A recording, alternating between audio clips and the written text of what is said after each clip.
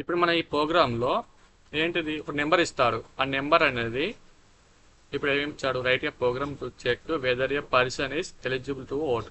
అంటే ఒక person eligible ఓటా కాదా అనేది మనం ఇప్పుడు ప్రోగ్రామ్ రాయాలి.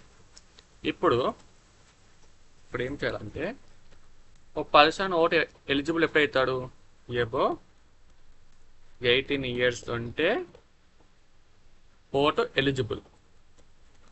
Vote eligible.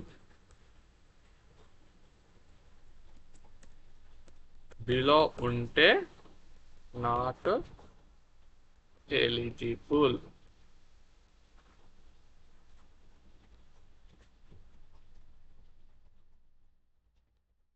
బిలో 18 ఉంటే నాట్ ఎలిజిబుల్. డార్సింగ్. అంతే కదా కోడ్. సో ఇప్పుడు ఇప్పుడు ఏంటిది ఏజ్, అంతే కదా, ఇప్పుడు ఎంటర్ చేసే ఏజే కదా. సో అందుకే ఏజ్ అని తీసుకున్నాను. ఏజ్ అంటే ఏంటిది 13 years, 12 years, 13 years, 50 years, 70 years. అంటే ఏమైంది 70, 30, 40 అంటే ఇంటీజర్. సో ఇంటి input.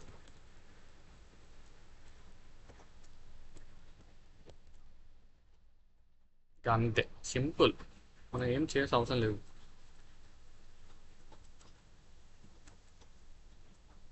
Input of enter your age. అంతేనా? అంతే కదా. ఇఫ్ ఏజ్ అనేది ఎబో 18, ఇప్పుడు 18, ఇప్పుడు ఏజ్ అనేది 18 లేదంటే ఏజ్ అనేది 18 కాదు, అప్పుడు మనం ఏం చేయాలంటే ఏజ్ అనేది ఎబో 18 years అవుతే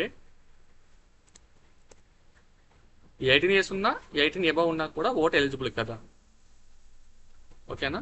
ప్రింట్ ఇక్కడ కాదు, print you are eligible to vote. అంతేనా?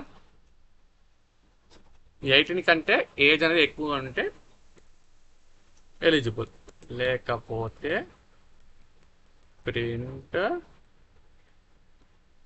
Not eligible. సింపుల్. ఓకేనా?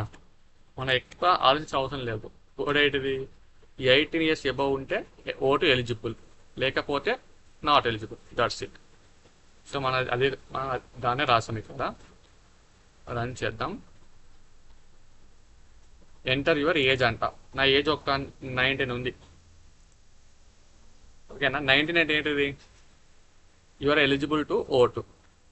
లేదు, నా ఓట్ అనేది ఒక 15 ఉంది, ఓ 15 ఉంది, నాట్ ఎలిజిబుల్. చూసారా? ఎబో 19 ఉంటే ఎలిజిబుల్, బిలో 15 ఉంటే నాట్ ఎలిజిబుల్. ఇది మనకి కోడ్. ఓకేనా? మనం ఏం లేదు, ఇదంటే యూజర్ ఇన్పుట్, అది ఏజ్లో స్టోర్ అవుతుంది. మనకి ఏజ్కి కండిషన్ రాసాము, ప్రింట్ చేసాము, అంతే. మీకు డౌట్స్ ఉంటే కామెంట్ సెక్షన్లో పిన్ చేయండి. అలాగే టెలిగ్రామ్ గ్రూప్లో కూడా జాయిన్ అవ్వండి.